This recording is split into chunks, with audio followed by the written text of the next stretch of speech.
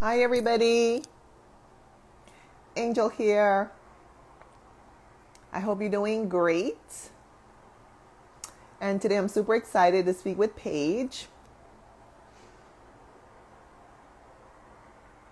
We'll get started very soon. Thanks for joining, either live or on the replay. And if you've missed any of my prior Instagram lives, you can check them out on IGTV. And they're all there for you to enjoy. Lots of interesting guests coming in to talk about their journeys and everything they're doing in the world. I'd super love also to hear where you are tuning in from around the world. And happy St. Patrick's Day for those who are celebrating. I know it's very popular, so I hope you're enjoying yourselves. I've seen lots of decorations around, so it's always exciting to see those green decorations for St. Patrick's Day.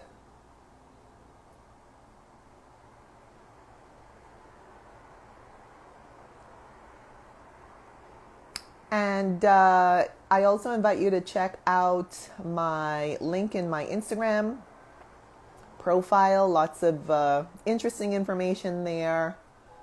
Free recipes, free information on nutrition, lots of articles, some free downloads. You can get information on my ebooks that are available on Amazon, as well as my coaching program, and lots of other interesting information in my link tree.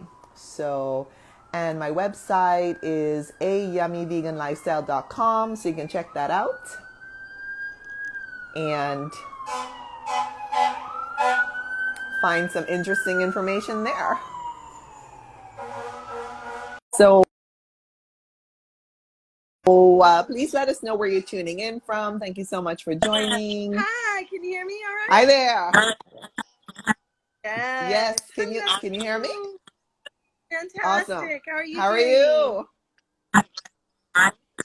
I'm doing great, thanks. And now I know it's early for you, so thanks for taking the time. Awesome. We have Atlanta tuning in. We have Love the Curls looking fab. Awesome. Thank you so much. So please continue to let us know where you're tuning in from. Also, please put your questions and comments down below for Paige, and she'll be happy to answer as we go along. I'm getting a little bit of feedback. I don't know if you are. No? Okay. Let's continue. Awesome. So Paige, first of all, thank you for taking the time. I know you're super busy. Everyone is super busy. Let me see if I take my headset out. 1 second. Okay. Can you still hear me? Yeah, there's still some feedback. Okay. All right. So Paige, again, thank you so much. We have loads of topics to get through, so I think we'll just jump right in. Thanks for having me. And my first question. It's so fun to be face to face too, because normally we're like voice to voice, on Clubhouse, which we will talk about in a moment. Yeah, that's where we met. We met on Clubhouse, and it's just been super awesome to get to know you and share conversations with you, and also just to hear more about your journey. So with that said, why don't we just kick it off actually with your vegan journey, how it started and how you ended up to where you are today, please. So, wow. My daughter was 13 going on 14, came home from, she's been researching a project on food waste. I think the movie was called Wasted. And she found a video about animals and what was happening in factory farming. And also with the mother cows and the baby cows, being taken from their mothers. And as a 13-year-old, that was the first time she had seen this kind of information. So she was really shocked. And she said, Mom, I'm going vegan for the animals. And I said, oh, okay, let me go just shop. And I knew what vegetarian was. I didn't get the whole vegan message, which meant no animal products or solutions. And so I would bring things home that had cheese in them, cheese in it, or bread that had eggs. You know, I mean, it's amazing what products that don't need any animal products will sneak it in, some kind of milk byproduct or casein or what is the casein or the And right whey, they call it the control whey. gelatin Ay, and ay, jelly ay. beans and things like that. I mean, there's just so many things I did not know. So as a mom, you know, you want to do right by your child for sure. And if your child comes to you, the way I look at it, she was evolving faster than me. Um, to new knowledge. So we'd go to this restaurant close by, and on a screen they have information, just real good, positive, like beans versus beef, you know, chickpeas versus chicken. You know, they had this information up that I was blown away by so much of the information, and a lot of it had to Yeah. do with water usage, land usage, and I had been working inside the environmental space for many, many years. In fact, my kids were involved with a group called Move the World, Dancing for Change. And we did a whole bunch of touring around. I was helping with I was on the board and helping as a mom, both my kids, where we would educate people about plastic pollution solutions, you know, getting rid of banning plastic bags. So I was already in the mindset of helping the planet. I knew that I needed to do more given what I started to see, what I started to be aware of. And then I watched Cowspiracy, and that was really the turning point for me.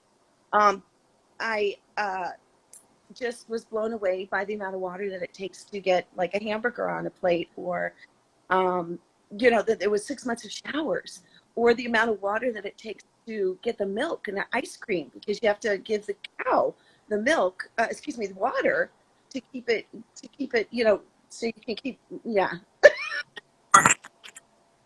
Producing, If anybody producing, saw us yeah. both doing that,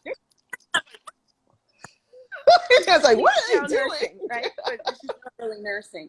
So I started to make all these Yeah. connections, Hmm. and that's what really blew me away.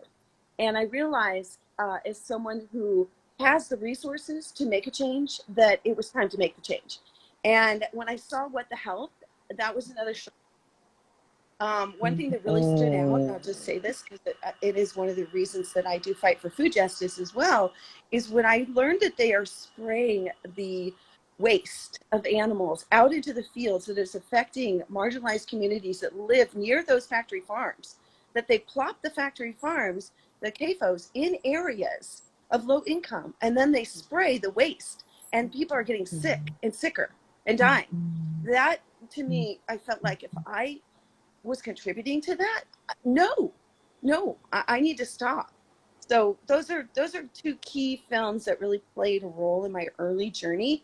I've been vegan now for 6+ years. I'm going on 7 October 1st. My daughter just celebrated her 7th year vegan college. And you know, we have different ways of advocating. She advocates silently with food, but then Yes. she'll come out and drop something that people will be like, did she just say that? Whereas I know. I'm a little It's like, louder. yeah. I've learned something, you know, really valuable in Clubhouse, is to maybe just sort of just just sort of sneak a few things in, or just say things really truly from my personal experience. Not saying you need to go vegan. It's, hey, I didn't know this. Do you know this? And once you know this, you can't unknow it. So there you go. So that's kind of been my new experience in sharing. Yeah. Yeah, no, and it is very powerful. And I know I also have evolved because I used to talk so much about, the animals and their suffering and, all the cruelty, and people would just be very ruffled by it. They just couldn't tolerate it. I guess it was just like a little bit too much in your face. And yes, I was told I was saying it in a nice way. However, when I heard an animal activist actually say, well, people don't really want to talk about the animals. They're more open to talking about food, the dietary aspect, the health, the human health aspect, and the planet. I thought, wow, I think I need to maybe tone it down or something. I don't know, but It is tricky. So I just applaud you, and you are just covering so many bases. So before we get into, I guess what we would call the, the media activism you're doing and the climate activism, I want to talk about the diet activism. In other words, in your Instagram feed, you share, various beautifully yummy plant-based vegan dishes here and there, along with everything else that you're sharing. So what is your inspiration behind like sharing these dishes, in your feed? And I know you're doing work on Unchained TV as well, but specifically like what you're sharing on your personal feed, what is your inspiration Well, I behind feel that? like my daughter's actually giving me some support. She's like, you have to put less words and more visuals. She said, because people don't, my age don't, if you want to appeal to many ages, she said the less words and more visuals and more. Now, I'm not even in TikTok, but I mostly just roam in the Facebook and Instagram space right now. I do a little bit over in LinkedIn, but not really. And so with that, your visuals, I like, when I think what inspires me is visual food. It does. Because, we're eating 3-4 times a day, snacks in there. And as a mom or as somebody who's cooking in the kitchen for my husband and I mean, he does cooking too. We cook together, but I want to be inspired. So I think what's going to inspire me? Something yummy, delicious. I'm constantly sharing other people's food too into my stories, because I feel like showing different cultures, different folks' way of doing a certain, tofu scramble or something, or I may not have had that recipe, and I'm not going to try and snag it from someone per se and like take credit or whatever, but just amplifying other people's voices into the story makes me inspired too. So I also have found I'm finding my voice inside of being just authentically sharing pieces of me as well, especially on Facebook. It's more like almost like a blog there for me on Facebook, or a news feed, and then I'll throw in some personal, and I'm shocked that people are still following and listening. Are like, these are my friends I've been friends with for years that, have not taken the journey over to fully vegan. But if they're getting more plants on their plates, that's a goal of mine. So when you said, what is your, inspiration? Other people's food, for sure. And then inspiring others to get more plants on their plate. That is what I have to now be my piece on your plate, more plants on your plate. And how can I then inspire others, which leads to our show called Plant-Based in the Burbs. That's what we're all about, bringing inspiration for people so that they feel inspired to get more plants on their plate. You see two women in the kitchen, we're moms, we're empty nesters, we're figuring it out. And Sherry's usually trying a brand new recipe, which blows me away, because Sherry's my partner, Sherry Johnson, because she just has so much confidence now. Even we started our show a year ago, and right before quarantine, and then we've been on this journey where we've been two screens, but we were in the kitchen together at first. The first name of our show was The Shift Show, but it came across as The Show. So we actually changed it to Plant-Based in the Burbs just for fun. And I think it's more inclusive when you say plant-based for everybody. So yeah, that's our message, is help supporting you and bringing more plants on your plate. I love that. Let's see. We have a comment here.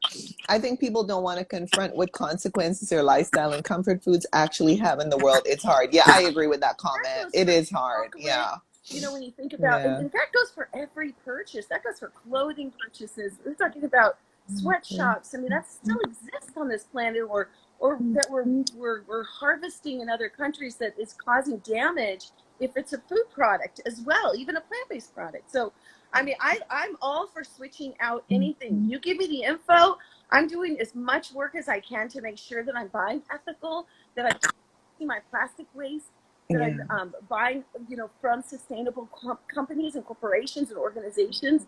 Everything that I do over here, and I am definitely not perfect. There's no perfection here. Yeah. No.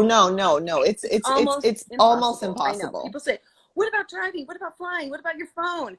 I said, okay, I get it. You're right. That's what I mean. Minimal. We have 2, sustainable cars. I fly minimally, and I'm using an iPhone. You're right, and I'm using the same iPhone. I haven't gotten a new one in 5 years, and here we go.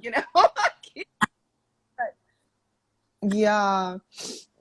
No, yeah, I think we do the best we can. I think of like the animal activists whom I follow who are super famous and popular, and they travel the globe, representing the vegan lifestyle. But as you're saying, they're on a plane, they're probably sitting on animal leather seats. I mean, they have no control of it. They can't hire a private jet that's, outfitted in a cruelty-free vegan manner. They hop into a car at the airport. They could be sitting on leather seats. Apparently tires are even include animal content in some companies, so it's almost impossible. And they're doing the work that they can do, because we don't live in a vegan world yet. My hope is that we will live soon in a vegan world. Hashtag the future is vegan. However, we do the best we can. And that's really the philosophy of veganism anyway, to minimize, as much as we can, harming animals. Start if you're able. And people throw in what about the indigenous communities? Leave them alone. Let them fish if they need to. But I agree. Everything from them. Mm-hmm. To get back to the core. Mm-hmm. You're breeding. This is what I did not know. Billions of animals into existence on this planet for our consumption. And that includes the dairy cows. I thought there were Jersey dairy cows. I thought those were milkers. They needed to be milked. I mean, it's one myth.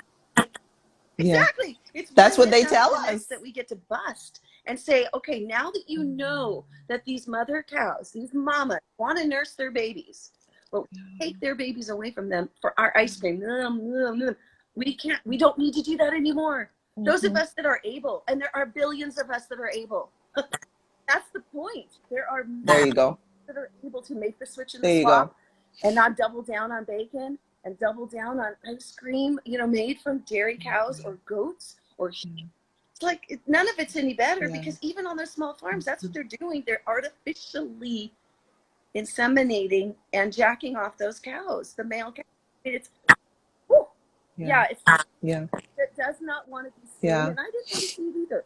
I'm sure someone said something to me along the way before, and I just put my blinders on. It was like, no, and I even remember saying, fish don't have feelings. Let me eat my sushi. I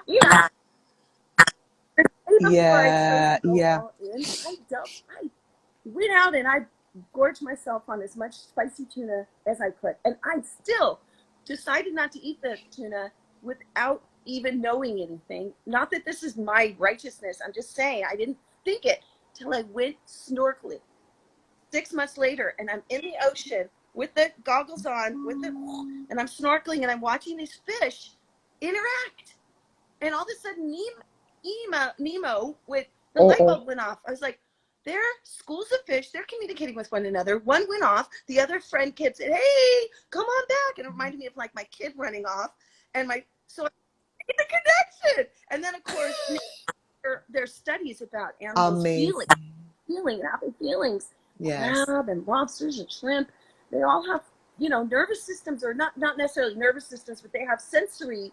Listen, I'm not. Pain. They feel pain. I'm definitely not a scientist, and I'm not a nutritionist.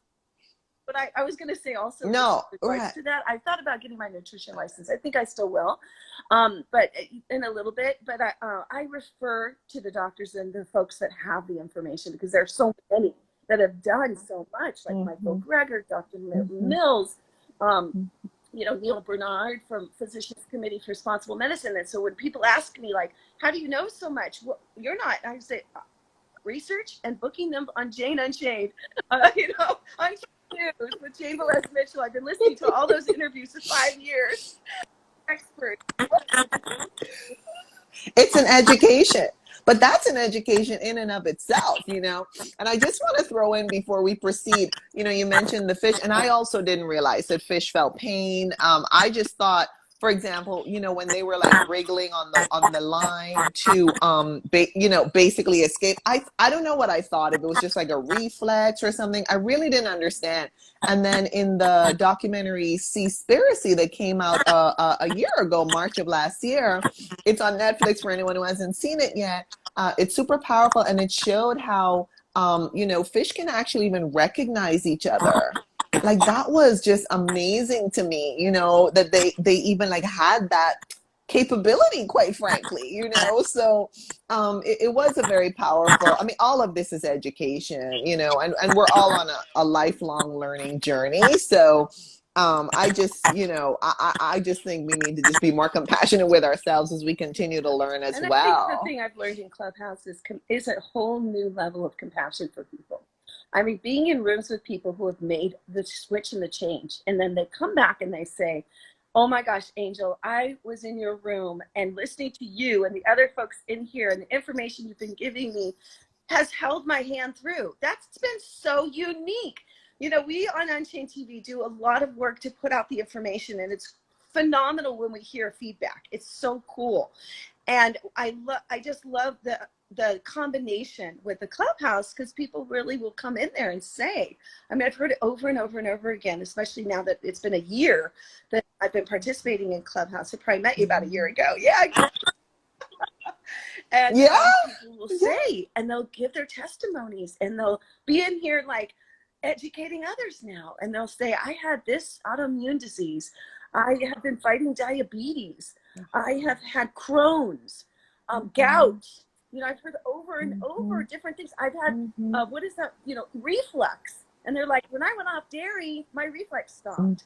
I've had acne, horrible adult acne, or my child, or, you know, and they went off dairy. So I love hearing those testimonials. It makes me want to continue to do what I do every day, which is just do the best that I can to get the information out and support others in having more plants on their plate. Yeah, I'm less angry now. Yeah, yeah, no, I agree with you. It does take a while. I think what happens too, when we first learn something, we're in such shock. And then we become angry, and it's like, well, why was this hidden from me for so many decades, you know? So it does take a while, I think, on our journey to kind of process that and step back a bit and have more compassion. And so I want to ask you to please share with us what is Unchained TV? What is the mission of Unchained TV? What are you doing on Unchained TV? And basically, where can everybody find Unchained TV, please? And anything else Well, we need to Unchained know? Thank TV you. is a ever evolving and growing news platform. So think about CNN. That's a news platform. So Unchained TV is now a news platform. So you can stream it. You can stream it from your computer. You can download the app on your phone. Right after this, you can download it, and you can have it. It's free on your phone, or you can, if you have a Samsung TV or an Amazon Fire Stick or Roku, you can pop it up onto your big screen TV. And what is there are films like The Invisible Vegan, one of my most impactful films for me, Jasmine Leiva's movie. There's also Vegucated, which is a fantastic film. It was on Netflix many years ago and is now on Unchained TV. As well as films that are like startlingly, shockingly informative, like Dominion and Earthlings. There's also many documentaries that are all kinds of content. In fact, and I think I don't think this is in mini docs, but I went to the opening of Tabitha Brown's new restaurant called Kale My Name in Los Angeles. I did, and I You got to went get to an the interview, and they Jane edited it, and it's so cool. There, yeah. If you just, we'll have to find it's not it. too hard to find. I think it's under news. And you just, scroll and you'll see it. You'll see Tabitha Brown's face, or you can go onto, I believe you can go onto yeah, that's how you can do it. I think you can search too, I believe. Sorry, I just realized I wonder if that search button's on there. Anyway, so there's lots of it's evolving. It's brand new. It just came out. We're trending highly. We're in corporate sponsorship with plant-based news. So, and there's new channels going up every single day with new groups, not new groups, but groups who've been around forever, like PETA, or, well, new group would be Vegan FTA. There's all Oh yeah, they're in very, I defense of follow animals. them. So Oh my if you gosh. tap on the different channels, and Switch for Good is in there too, and so Animal Safe Animal Safe Movement, Plant-Based Treaty. You click on there, and there's content. There's video content. So it's video content for free, and we have short little videos, longer content. There's music videos as well, inspired by making a change and making an impact. So, and there's also nutrition information in there too. Like Chef AJ dropped down in there a ton of phenomenal videos. So, what do? I'm a news producer. One thing that I do daily is I help produce a cooking show that's actually on Facebook Live. We bring some of them over to Unchained TV. We're creating a whole new way to go about that, not platform, but got some new things on the horizon with Lunch Break Live. And I also am curating some content as well as looking for pre-produced high resolution videos that are that are already set, ready to go, that we can perhaps collaborate and put them into the Unchained TV realm. That would be amazing. So if you're someone who has content, you can reach out to me on my message right here, direct message me, and we can go from there. Or you can go onto our website and take a look, because there is a place that you can submit as well on the unchainedtv.com website. The other thing I want to say about the website is, which is really cool, so I really, both of these hand in hand. If you have time to, go in on it daily and see, because it's constantly changing. We're putting out content every day into Unchained TV. And also on the website, you can get thousands of recipes of the last 6 years of Lunch Break Lives that we've done, that we've brought the story of the person who's cooking over into into a story, along with photos and the recipe, which is printable. So you can watch the cooking show and you can cook the recipe at the same time. And it's just a way to get more and more plants on people's plates and to support people in making this change. Because when people say it's hard, we say, well, let's show you how it's easy. Let's take you through. What's hard about it? Well, I don't have a good recipe. Oh, well, let's show you this. Or I don't know where to shop. Oh, well, let's support you. So, yeah. No, you know what I love? Well, first of all, I love your enthusiasm. I love everything you're doing and all that your whole entire, team and organization are doing. But what I love too is that to me it feels like a live platform, because what I saw, let's say the last time I logged on, is different from what's on there today. In other words, you're constantly updating it.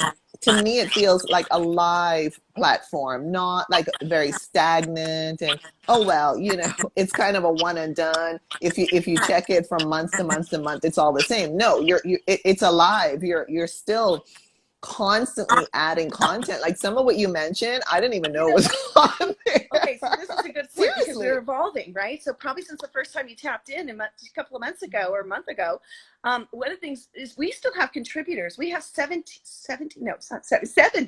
contributors around the world with Unchained TV that go live on different things that are happening around the world. So they might be outside of like a That's college where they beautiful. still experiment on animals, and so they're protesting, or like there's still a lot of fashion groups and fashion houses that still abuse animals for their products, like Drop Croc is a whole campaign.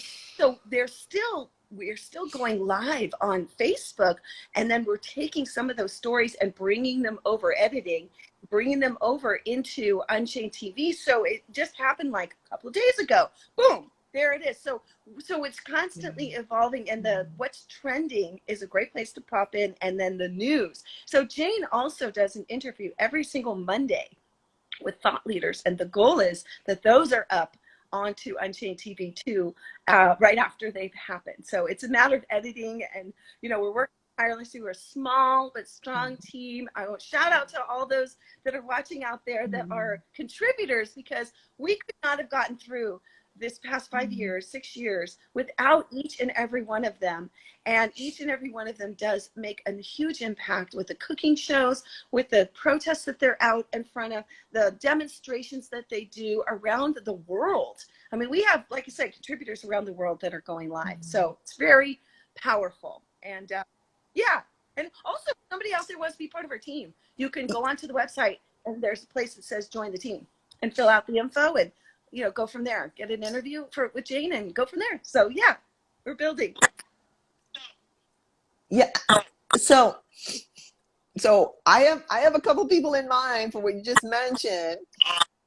You know, people who are what we would call like activists out there. So I'm gonna connect some dots after we speak. But I also want to ask you, do all of the global contributors need to present in English, or can it be in their local language, or is it like I don't know, like you can I don't know, like subtitles or something? Because I'm thinking of someone in another country at the moment who, you know, periodically they go to you know, for example, the animal testing protests in their city, and you know the official language there is not English. And so my question is, how does it work? Like if the country isn't you know, officially an English speaking country, and or the person reporting Well, does that not is speak very English, how does that nuanced. work? So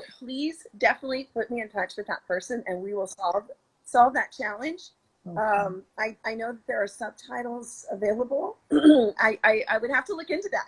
This is the first time this has been asked, so I love it. And maybe not the first, but I want to say our contributors are all volunteer. They do this out of their kindness of their hearts. They're already there. You know, they're already doing this work. They're already doing this protest or Veg Fest. Yes. You know, I mean, people are doing Veg Fest and they're doing fun things. You know, about They're beautiful. the horror that we're bringing light to. That's very important, and we do that. We also want fun content on Unchained TV. You know, I mean, we've got a comedian coming and putting some content in there who's vegan. Is that the one in New York? He's hilarious. I recently discovered him. He is hilarious. He reached out. I love him. And it worked out. And I know he's a lot of fun. He's running a full comedy club. He's got a full vegan spot in there. I mean, it's amazing. Yeah.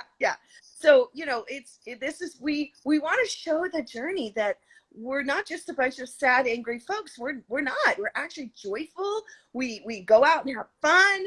And we definitely are committed to reducing the cruelty on the planet in every arena, really. Yeah, and before we go to climate healers, I have a question for you because it just came to my mind. First of all, I want to say hi to everybody who's joining. Thank you so much for joining. Please put your questions and comments down below for Paige, and she'll be happy to answer. And while we wait, let me ask you a question that just came to my mind, because sanctuaries have been super powerful for me on my journey in helping me to understand you know, the sentience of animals and their, you know, unique personalities, and that they love and they fear and they express joy and anger and frustration, etc., etc., etc. So do sanctuaries play a role on the Unchained TV platform? A wonderful partnership with Woodstock Farm Sanctuary, just to name one, where they go live every single week. Right now, in fact, I think, or at 10 o'clock Pacific time on Unchained TV, where we have a collaboration and they show us the animals. And we basically call it the Save from Slaughter series. Now, I started a series a little bit ago about Save from Slaughter, where I was doing a live with them on their different sanctuary. And I just haven't had the time to kind of go in there. So this is one way. But also, I want to tell everybody who's out there that has a sanctuary, if you have content, I'm looking for content with sanctuaries. I'm looking for pre-produced content that we could put up on Unchained TV, because you're right. Sanctuaries play, it's one of the, I just went to Farm Sanctuary recently. I went to Gentle Barn. I local Ooh. sacred Ooh. care farms here. I love always. I went recently. So in Hawaii, when I was there, I went to a beautiful sanctuary in Hawaii. I do want to say that sanctuaries have a very special place in my heart. Happy Hen Sanctuary. So we went there and we were given a box of apples to throw out into one of these not enclosures, but like open pastures. And I could not Mm-hmm, believe, mm-hmm. I'd never seen this before. We shut the apple, and to watch the personalities of the different animals interact about the apples. Some of them, like the sheep, would roll it over to the goat, and then the pig was like, this one's mine. But this one pig was just kind of getting in there. I got this. It's my turn. Cows were like hanging out, like no big deal. They were like these super peaceful cows. I think one's named Bliss and one's named Bella, I believe. And Oh just to gosh, see such them, I'm cute telling you, names. it was a cacophony of noise that came as we threw them out, and they would come and they'd hover and and we would throw really far out because there were some that were like, "It's cool, I'll wait my turn," Right. Right. That's the thing. Like they're Each just they're individual. so Now, here's the unique. interesting thing: we have that experience with our cats and dogs. Feel that about Yes. cats and dogs here in the United States, right? We experience that. We'll spend Yeah. tons of money on our cats and dogs. I mean, I was just seeing a report today about the millions of dollars that goes into the food and toys and etc. for these cats and dogs and sentient beings. And yet many of us, and even me before I knew, I was still consume other animals, not making the connection. And the thing just circling back to the breed, we breed these animals into existence. And I was just reading a story today about the thousands, like 30,000, 40,000 in just one area that were pigs that were bred to become bacon and ham and so forth.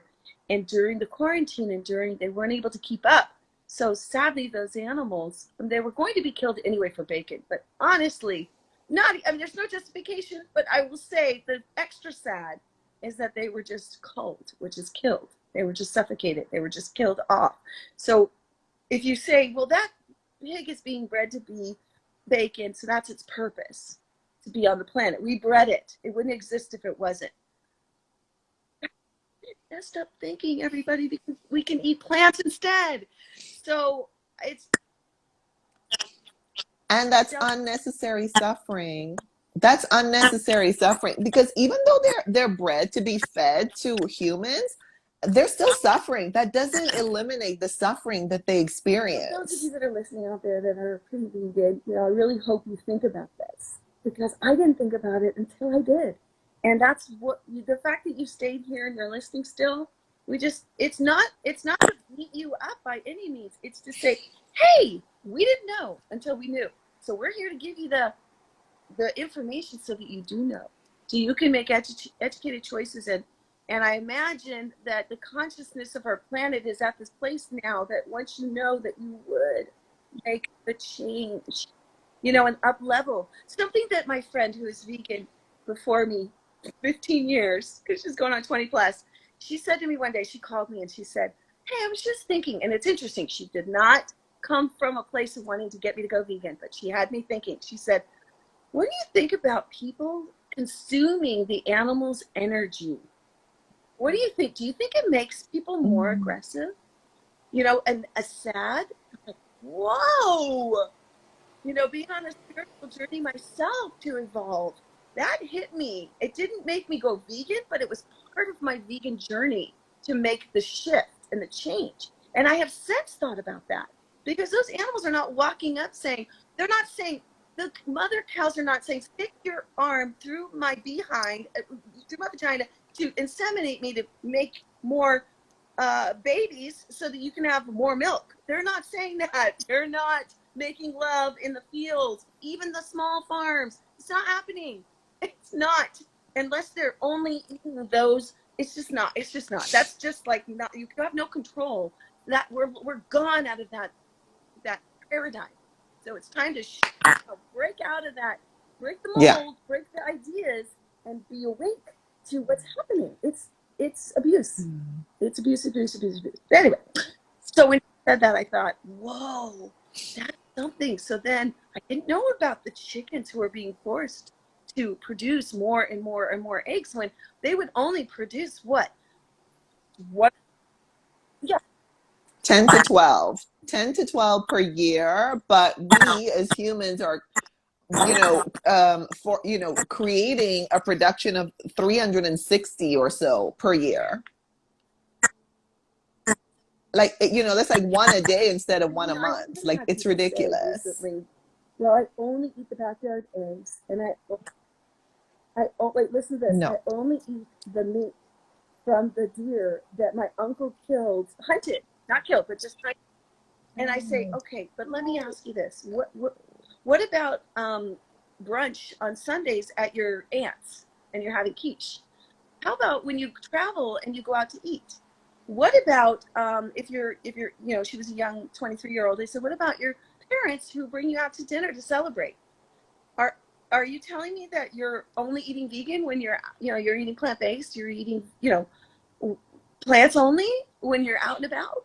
And she's like, ooh. And then she brought up the Indigenous, and I'm like, okay, but we're not talking about the Indigenous. We're talking about us, the ones that can I agree. make a shift. Now let's do this. It's better for the planet. Yeah, there's a lot there. There's a great film called They're Trying to Kill Us, which brings about so much information about food justice. That's number one. There's another film called Countdown to Year Zero, which is available on Unchained TV, and it's about the environmental impact of animal agriculture. So speaking about climate healers, I'm involved. Yeah, I'm Yes, let's involved go with there. the Let's group go that Dr. there. Silas Rao started, and I went to the first in-person Convergence that we had in Arizona, and that was in 2018. And then I went back in 2019, drove there with Jane. It was a lot of fun. We had a car full. It was a lot of fun. In fact, we had a place we stayed Airbnb with Rowdy Girl from Oh my gosh. Shout out to Renee, our Rowdy space Girl was oh my god, Sanctuary. I have to send you the video. So we are in an Airbnb. Peace by Vegan Rejuvenation, Hilarious. who's off the charts amazing guy. His girlfriend, his partner Rain, she was there too. Alana Bolag, who is now working with PETA in Germany, I believe she is.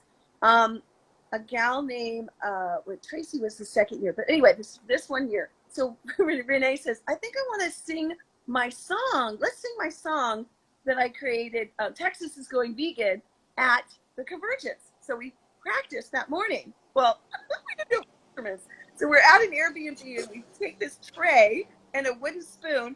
Dun, dun, dun, dun, dun. Texas is going vegan. She had her guitar. It went viral, this video. I'll have to send it to you. It was very funny. But anyway, we had a lot of fun creating projects that will make an Amazing. impact. And that is where Rancher's Advocacy Program was started, which is a program that Renee King-Sonin from Rowdy Girl, and along with Jane, who's her partner in that, as well as many other collaborators. And they're coming up on another one in a few months. And essentially, it's an opportunity for ranchers who are considering changing their farms or getting out of animal farming, and animal secretions and flesh farming, and moving into how can they do this? Because that's what Renee did. And so she is the expert in transitioning and supporting people and her team. So that's Ranch Up. That was created out of the Climate Healers Convergence and other amazing projects around the world. So, it's still going strong virtually. It's coming up, and now it's being called the VCOP, which is the Vegan Convergence of People versus the just COP. So, I love that. yeah, Dr. I Silas love Rao. And that. he also did a position paper which shows through the numbers that he did not make up new numbers. He just used the numbers from the IPCC, how animal agriculture is the leading cause. And many people want to debunk it and ask what, but there's a lot that hasn't been taken into consideration with the numbers and with the aerosols and with the carbon and the CO2 and everything. So if you want, you could go over to Climate Healers and read that report on animal agriculture being the leading cause. So, and it definitely is one of the leading causes. And so there's a lot of, great information in there on Climate Healers. I'm so grateful. I feel so honored to be a certified climate healer, and you can become one too. By the way, you can become a certified climate healer. It's right there. It's so easy. Watch a few videos. That's pretty much about it. And then Dr. Rao will have a conversation with you. You get to have a one-on-one or a group. And anyway, so there's that. Yeah. So what to wake people up about the impact of animal agriculture on the climate, on our global warming, on our Amazon, on the Pantanal, which is being burned down, football fields for more grain to feed animals, not to feed humans. It's to feed animals. But they say it's to feed humans because they feed the animals it. But if we didn't feed the animals, we weren't breeding the animals, we would be eating that food and we could end world hunger. This is what people don't get. Is they think, no, we need to feed the animals to feed people. No, no, no, no, no. It's the most inefficient source. Go straight to the source. Eat the plants. Just eat the plants and leave the middle animals alone. And something that you were saying too, I think like the opportunity cost of the animal agriculture industry is not necessarily taken into account. And I think that's what you're getting at. The opportunity cost, meaning, if we were not feeding, these non-human animals, then we could be feeding humans. And to me, that's the main opportunity cost right there. In addition to, of course, all of the extra pollution in the air, et cetera, the deforestation, et cetera, taking oxygen out of the air and adding, toxins into the air, et cetera. So definitely, and of course, I'm not an expert. However, I think it's just, there's so many conflicting interests, and I think that's why they minimize the animal agriculture industry contribution to, what we call climate change versus, let's say, fossil fuels or something else like that. There's so much resistance because it's in their interest to minimize, what you're doing and maximize, Sure. something And I think people else. don't realize also there is a huge cost to trucking, using the fossil fuels to truck those grain, because it's not grown right there there's that. And then to truck the quote unquote meat and the meat products. Shipping. We're shipping. People don't realize this. Let me tell you something. The animal products that are grown here in America the majority are being shipped to other countries. And we're bringing it, not shipped, but flown in. So we're talking, though, we're not doing that as much with the plants. In fact, I'm a high proponent of grow your own, or if you are able, get it at your local farmers. Go to your farmers market, do the best you can, buy local in your region, in your season, and grow your own if you're able. Now, not everybody's able, so I'm not talking like, go do this. It's what you can do to do it. Figure it out. Yes, it's going to be inconvenient at times, for sure. Yes, it's going to be perhaps uncomfortable to make the switch, to more plants, because you're used to the comfort foods. You're used to having that turkey on your table. I got a turkey on my table. It was a rescue turkey, and I paid whatever amount of money it was. It was very inexpensive to keep her rescued and keep her healthy at a sanctuary. And they sent me a photo of her, and I put her, she's over there, I can't think of her name, but I put her in a frame, and she was our centerpiece. So I rescued her turkey, and that was my contribution Nice. to Thanksgiving this year. And we had all plant just Nice. we leveled it up with new things this year, So the holidays, including Easter, which is coming up, and a lot of people celebrate. And just put all Oh, this yeah. With sheep and lamb, which is yeah, baby yeah. sheep. People are opposed to veal, but they don't realize, which is baby, cows. What they don't realize is that every animal that is in a factory farming situation is still a young animal when it is. So the baby pigs that come in on trucks from being trucked in, I've seen them eye to eye. We do a thing called a vigil with the Animal Safe movement, Los Angeles Animal Safe. Those babies are looking at you like, what the hell is happening? They were,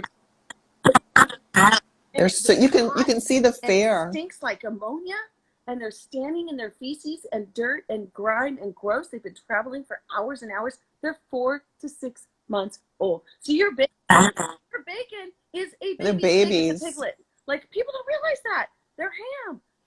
They're No. chicken nuggets are chickies because they're only like 8 months old when their lives are taken. I mean, that's a whole campaign, if you ask me. Your chicken nugget is a chicklet. Your And also, you know what you're bringing I up. just didn't know, and now I know. So I'm obviously very passionate about sharing it, and I think yeah. Go ahead. Yeah, and also what you're bringing up too reminds me of the fact that, the natural lifespan of non-human animals could be 20 plus years, but we are contributing to ending their lives at, 4 months, 6 months, 8 months, 1 year, 3 years, 5 years. I mean, that as well is just a part of the additional suffering and injustice that I see, based I on didn't what you're know saying. that calves can nurse for longer than like a year. Like, I just didn't know that. Recently I saw this beautiful story about this cow, this mother cow and her calf that were actually rescued from a slaughter situation by Joaquin Phoenix was part of that, and Sean Munson filmed it from things. It's actually, I believe it's on Unchained TV, so you can go see it. Indigo. So yeah, just type in Oh, Indigo, yeah. the baby and the mother. But let me tell you this: when they went back, they circled back and saw her a year later after the rescue. Saw them, the mother and son, I believe. The baby was still nursing, so it was well past a year, like a year and a half, and it Yeah. started nursing with its mother. Mm-hmm. Well, I'm transparent here. I have no shame in this. My daughter nursed till 2.5. And let me tell you something. She's a smart Yes. cookie. She is Yes. very smart. She's doing amazing things in the world. She's on the dean's list at her college. But I mean, this is, Go ahead. yeah, and this, your example is really like making the connection between the fact that these are sentient mothers, like they're animals. We just call them by different names, and we as humans are animals, and you as a human animal mother, did that, for 2.5 years. Just how the mother cow, sheep, or goat would want to do it, and or even the mother pig. I mean, of course, they all have their own, I guess we could call it, processes and systems and all of that, and their own individual biologies, quote unquote. But you're proving the point. I mean, it was what felt natural for us. My son, it was a year, and then he kind of just popped out of his crib and was just didn't seem interested anymore. He like popped up and was like, no thanks, mom, I'm good, I'm done. But my daughter, who came second, that was just her nature and what felt natural and normal and healthy, and it was a bonding experience for both of us. And I said, she'll quit when she's ready, or we'll quit when we're ready.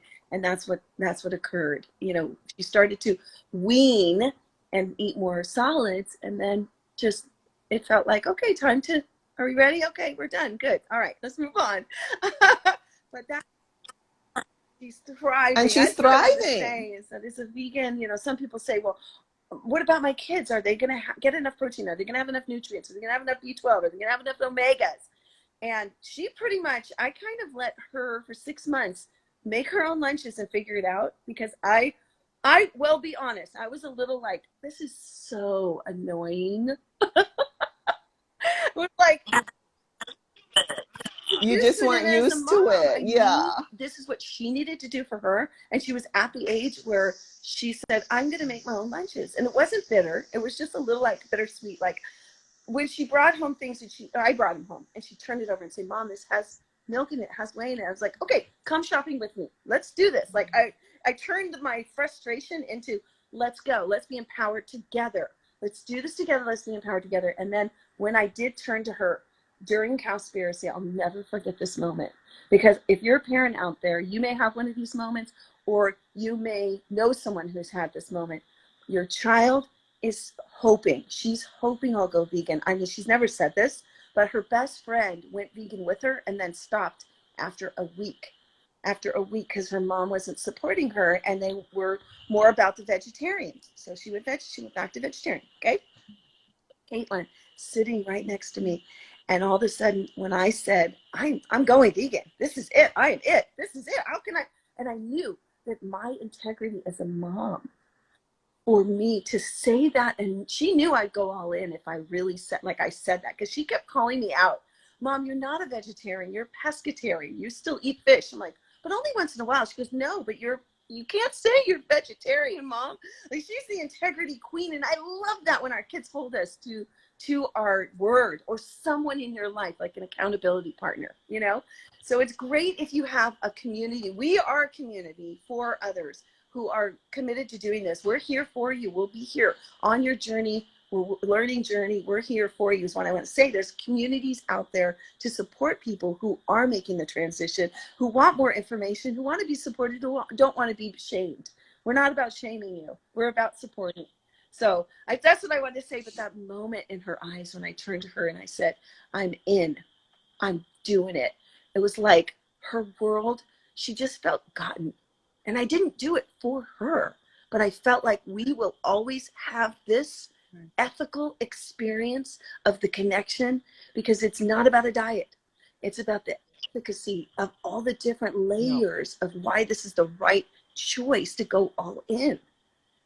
And I knew I could walk better on this planet. And I knew I could look in the mirror and knew as a mom that I was doing everything I knew to do right now to better the planet. And that's it. Obviously, I had a rebirth. You could call it a reborn. I was reborn right then.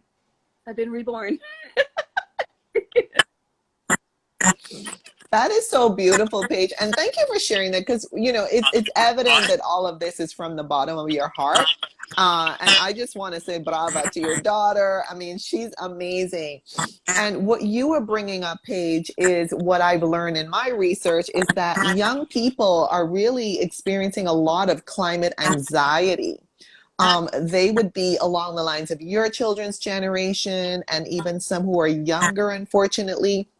There are statistics from a study that show that a significant percentage of young people are very worried about the future of the planet that they are inheriting. So, you know, you as a mother, the fact that you made that connection, and your daughter was super instrumental in that. I mean, you are, you know, I guess a representation of what a lot of parents, you know, need to do to allay the anxiety and the concerns of their own children, or their nieces and I nephews, or just want to say to whomever. those parents out there, I know it may not seem easy, but once you make the commitment, you'll dial it up, just like anything you've done along the way.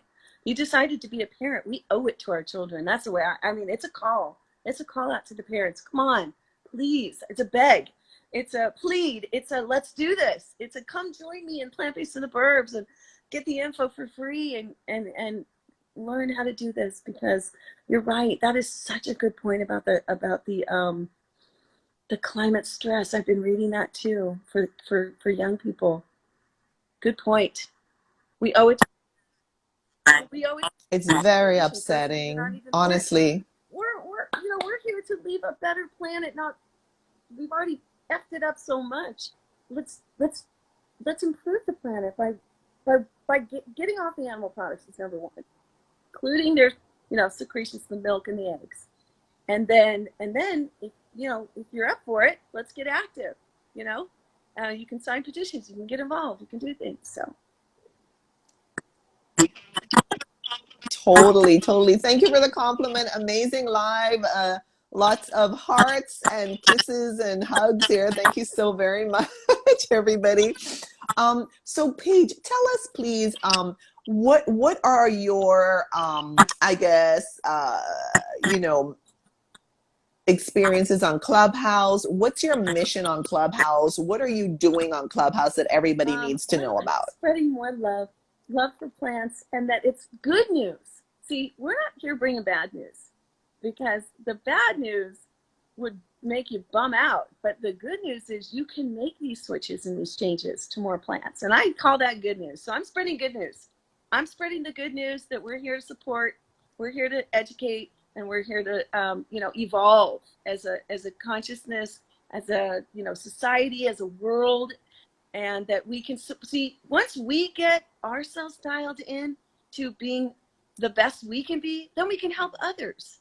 You see, I mean, we can go out there and support, and we're creating new systems already to get food to people who are in food insecure neighborhoods. Get them on the plant-based food, not the kill food, not the graveyard food. Get the garden food. Get the garden food in people's bellies so we don't create more problems. I mean, let's get people off these pharmaceuticals and get them healthy. Let's get the people healthy. Let's get the food to them. And let's solve these world hunger issues and these homelessness issues. Let's work these things out. I am going to say that. And it's a lot. It's a lot. And I appreciate everything that everybody is already doing, the work that they do. Because I know you are out there. You wouldn't be listening to this if you didn't care. So that's my point. And so when I'm in Clubhouse, I'm there to spread the good news. That's why I go in there. There's a lot of interesting things happening in there now, a lot of controversy. And when I hear people yelling, I pretty much leave, because it doesn't support my soul. So I'm in there in your rooms, which I love. Your rooms are always positive. We're always laughing and having fun. Sometimes I'll pop up a room that's, vegans unite, all are welcome. Come on in. It's not a club or anything. I don't get any money by being in there. I'm not in there to cause a problem. I'm there to educate and inspire and to bring good news. Yeah, no, it's awesome. And so Paige, tell us, please, if you have any future projects or anything you're working on that you Well, want I to really share want to this encourage people to time. head on over to PlantBased in the Burbs. We're building that out. That's our show. So you can find us on Instagram, on Facebook. Those are two places that we are right now. And also we have our show up there, a couple of episodes on the Unchained TV app and streaming service. So we're really building that out. That's one of the projects. We have a fundraiser happening right now with Unchained TV that we're really excited about to share with people. So if you'd like to donate over to Unchained TV, we appreciate it. And also, just if you have content that's already created, that's inspiring content about getting more plants on people's plates, waking people up about the environmental impact of animal agriculture, reach out to me. Let me know, and we can go from there. Yeah. Awesome. See, I didn't realize you had a separate platform for plants in the burbs. So thank you for telling me that. I'll have to check that out. Yes, that's awesome. And so, Paige, what are the best ways for people to contact you for information, collaboration, Sure. questions, Look me comments, up right etc.? here on Paige Parsons Roach on Instagram. And you can also find me on Facebook. You can message me there. That's pretty much it. Please don't message me anywhere else. I mean, when you really count up how many places you're getting messages now, it's a lot. So please don't. If you're in Clubhouse, you can send me one there. I try to check it once a day, but I'm not in there as much anymore. We're really busy building content over in Unchained TV. So I'm just finding myself spending more time in over in other worlds, or just at my computer. Yeah. So please. Awesome. Awesome, awesome. And before I ask you to wrap this up and put a bow on it, please, I want to thank you so very much, Paige, for taking the time to come and talk to us. I want to thank everybody who joined either live or on the replay. And I want to ask you, Paige, if you have any final thoughts, anything you want to share with us to just wrap this up and put a bow on it for us, You can please. do it. You can. Yes, you can. You can do it. You got this. And we're here for you. So let us be on this journey with you for more plants on your plate. Or those of you that are already vegan, I encourage you to get active. Find ways to be an activist. You can do it by clickable activism, sharing this out, sharing other things. You can head to Unchained TV on Instagram and share out the content like that. That's a great way. Or you can find local organizations and sanctuaries. Going to a sanctuary is actually activism as well, because you're putting money into keeping them alive and donating. Donate to Unchained TV, donate to a sanctuary. I've done more donations in the past 2 years because I haven't been going to veg. You can join people's Patreons. Yeah. Like one that I decided was a Black Veg Fest. Alo Ale, he's amazing. So I popped on his Patreon and I helped support that. And a food empowerment project. That's another great one to get on their Patreon. And you're just donating once a month. And Rowdy Girl Sanctuary. Yeah, so those are just some of the ways I'd say the call for action, because you can do it. You can't, sitting home and being sad isn't helping the animals. And being home, but not You could be in the supermarket doing things. You could be on your walk in the park getting fresh air, sunshine, and exercise doing things. You can be anywhere. Be in your kitchen twirling around doing things and sharing. You want to know what's funny that you say that? I was at a restaurant recently, but it's like a vegan market. It's a bodega. It's called Besties. It's in Venice, California. They have 2 of them. One in like the Hollywood area. Anyway, I'm sitting there. I meet this gal. Her name is Charity. And we start talking. She tells me where she lives. She drove all the way from Inland Valley to get the pizza because it was a pizza pop up there. We start talking and she says, I met this guy. Maybe you know him. Cesar Acevedo. And he's known as We Are All Everywhere, something like that on Instagram here. And she met him at Sprouts where he works. And they started talking about veganism and getting more plants on her plate. And then she drove there and I met her and I know him. I mean, you're just crazy. He's like a brother to me, like a cousin. So talking to people in grocery stores is a way. See there? I didn't even know that story. As well. I'm serious. I had no idea. But, for me, yeah, I mean, you just be in the supermarket. Some of my most popular YouTube shorts were little clips of plant-based milk, plant-based cheese, like plant-based dairy. I couldn't believe it. Like it was the strangest thing, and I was just like taking little short videos of products in the supermarket that people would buy, but my hope and prayer and wish is that they'll buy the vegan version. So it's so interesting, or just showing the produce on the supermarket shelves and things like that, or if you go to a farmer's market or something like that. Yeah, so definitely, see, that's a very good example right there that you have. And you can show your refrigerator, what's in your fridge, what's in your cupboards. Go live. Or share out. Some people are more shy. They don't necessarily want to put the camera on. I understand that.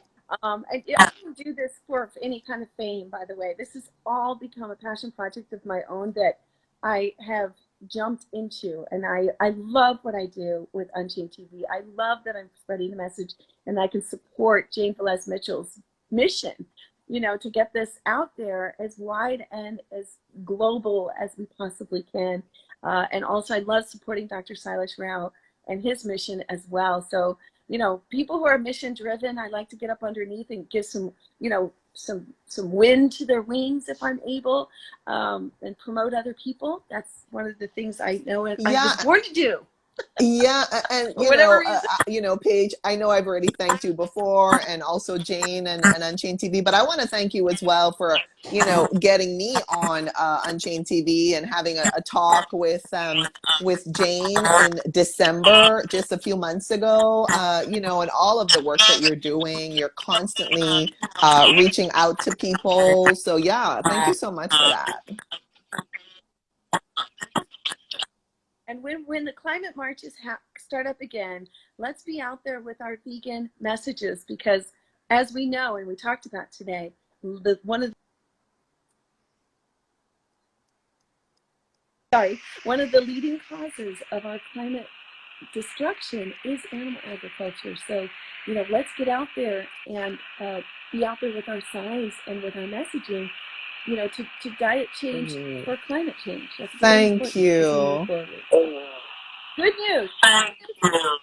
You can make the change by Thank you. That was beautiful, Paige. So, Paige, I just want to thank you so very much again for spending this time with us. Thanks to everyone who joined. And I'm going to save this to IGTV, my feed and stories, and then I'll message you after. Thank you so much, Angel. This was a pleasure. I really appreciate you. Thanks, everybody. Thank you. Take good care. Bye, Paige. Bye, everybody. Thank you. Take care. Bye-bye.